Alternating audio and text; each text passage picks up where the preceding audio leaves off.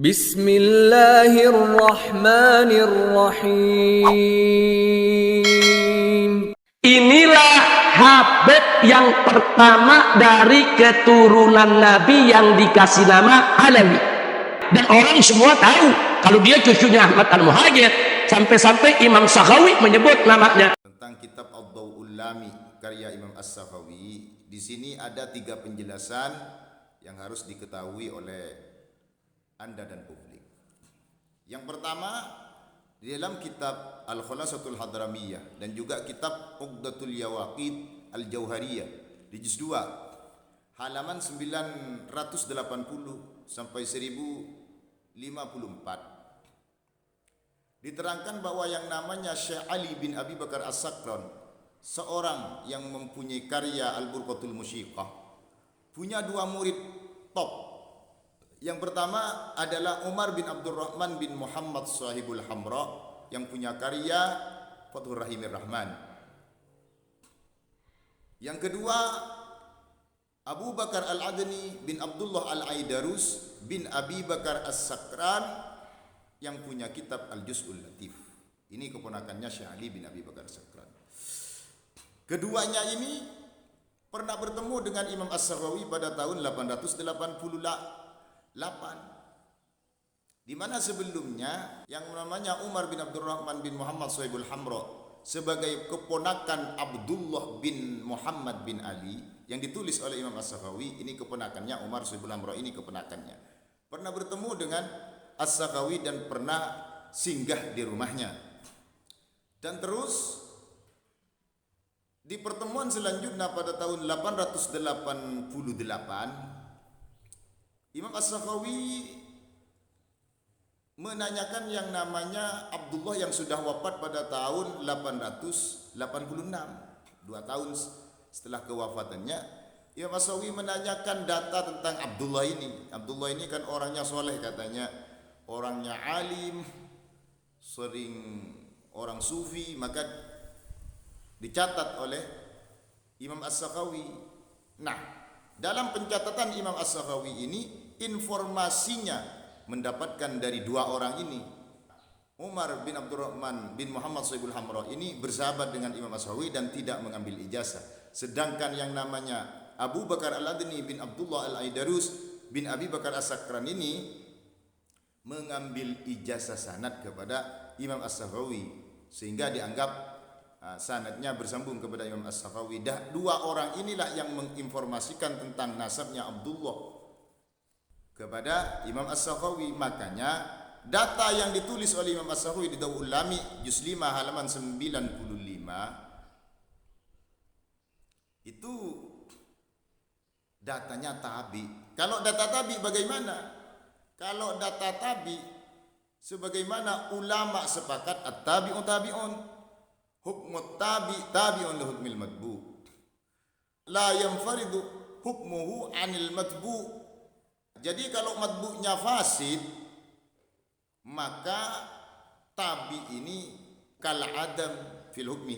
Artinya data tabi ini mengikuti matbu'nya. Jadi kalau Al-Burqatul Musyiqah terdapat illat qadihah, jarihah, zahirah, maka tulisan Imam As-Sakhawi ini karena mengikuti Al-Burqatul Musyiqah informasinya dari muridnya Syekh Ali bin Abi Bakar As-Sakran, Umar Sahibul Hamra dengan Abu Bakar Al-Adni, maka berarti datanya Imam As-Sakhawi ini sama datanya dengan Al-Burqatul Musyiqah. Oleh sebab itu dikatakan data tabi, data yang ikut saja. Jadi yang dihukumi ya matbu'nya Al-Burqatul Musyiqah. Karena hal itulah ulama nasab di Muqaddimat fi Ilmi Al-Ansab di halaman 85 dikatakan la yuhtajju bi kasratil masadir idza kanat kulluha tunqalu min aslin wahid. Tidak bisa dibuat hujjah banyaknya referensi sebanyak apapun apabila referensi itu diambil dari satu referensi. Jadi kitab As-Sakhawi ini jangankan hanya satu, kitab-kitab As-Sakhawi yang lain yang ribuan, apabila sumbernya diambil dari Al-Burqatul Musyiqah, ya sama halnya dengan satu sumber itu. Berarti yang dijadikan pokok penelitian hukum, yaitu al-burqatul musyiko, sedangkan data tabi itu kal adam fil hukmi, sama halnya dengan tidak ada datanya, karena itu tidak mustaqillah. Begitu saudaraku, itu yang pertama. Yang kedua, yang namanya kitabnya Imam As-Sakhawi ini adalah kitab sejarah, bukan kitab mustaqillah, yaitu kitab nasab. Karena kitab sejarah, maka perlu dicari sumbernya dari mana. Begitu. Oleh sebab itu di Rasail fi Ilmil Ansab di halaman 164 dikatakan, wa min madhanil wad'i wal kadhibi fil ansab najiduhu fi kutubil mu'arrikhin alladzina la dirayata lahum bi ilmin nasab. Di antara indikasi-indikasi besar ditemukan dusta dan palsu di dalam nasab, kami temukan di dalam kitab sejarah, yang mana kitab sejarah itu tidak ada korelasinya dengan hubungannya dengan ilmu nasab.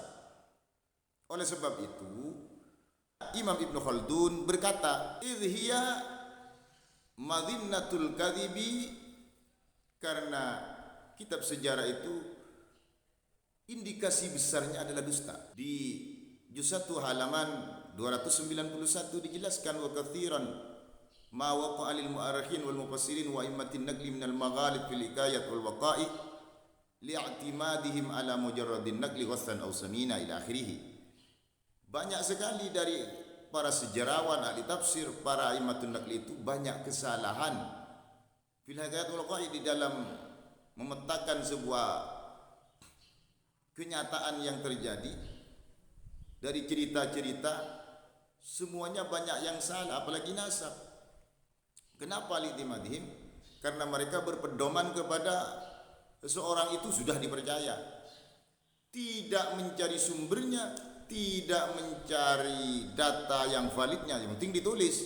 Makanya itu bagian dari madinnatul kadhib, itu katanya Imam Ibn Khaldun. Banyak seperti itu. Oleh sebab itu harus diverifikasi. Maka kitab ini harus diverifikasi. Sehingga yang ketiga ini sudah, yang namanya Imam As-Sakhawi dalam kitab Ad-Daw'ul Lami di juz 5 halaman 95-nya ini sesungguhnya tidak bermaksud untuk mengisbat sebuah nasab dan tidak bermaksud untuk menjelaskan nasabnya, hanya menambahkan kehistorisan seseorang yang namanya Abdullah. Oleh sebab itu di dalam kitab Ad-Daw'ul Lami itu Abdullahnya dikasih buka kurung tutup kurung. Nah, itu menunjukkan bahwa Imam As-Sakhawi hanyalah bermaksud untuk menjelaskan kehistorisan seorang tokoh yang namanya Abdullah, tidak untuk yang lain, tidak untuk nasabnya, tidak. Nasab itu sebagai tambahan saja dan mempercayai saja informasi yang dibawa oleh yang namanya Abu Bakar Al-Adni dan juga Umar bin Abdurrahman Sahibul Hamra tersebut tadi. Begitu. Tidak bermaksud untuk pengisbatan nasab, tidak, hanya menjelaskan ketokohannya seorang yang namanya Abdullah yang ada di Subaika. Begitu. Makanya katanya Imam As-Subuki dalam fatwanya di juz 2 halaman